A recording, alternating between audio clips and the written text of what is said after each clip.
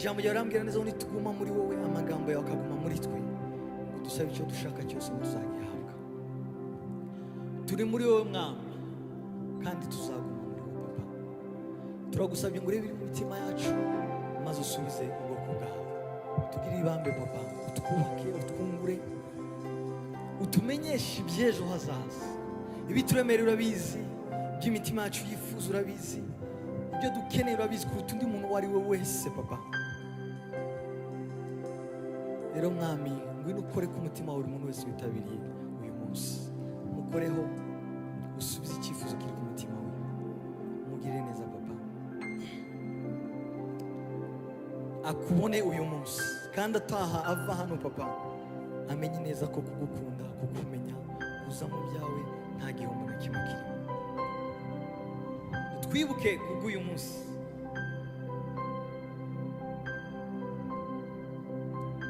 Dawidi yaravuze neza ngo mwami unkebuke undebe, natwe dukebuke papa uturebe mwami, turebe n'amaso y'imbabazi,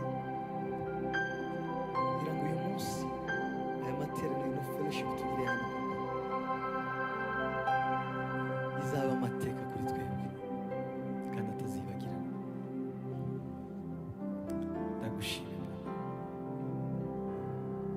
urakoze Yesu, urakoze Yesu.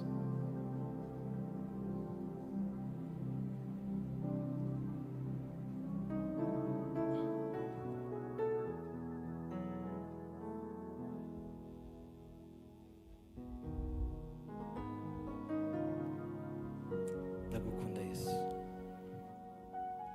Imvugo yiwe ni ihame, ntegereje umunsi n'isaha, ubwo ari data wabivuze bizoshika.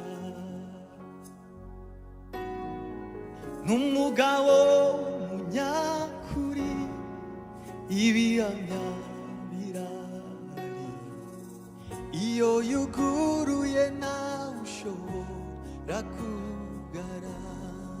Imvugo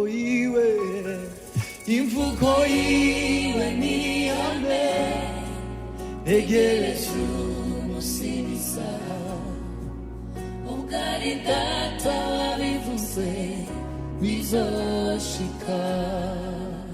N'umugabo w'umunyakuri, ibihamya birahari, iyo yuguruye nawe ushobora kugara.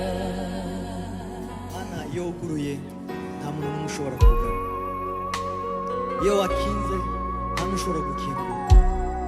Uyu munsi rero mwami udukingure papa, ubwo ari wowe wabivuze mwami bizaba kandi turakoze. N'umugabo nyakuri, ibihamya birahari,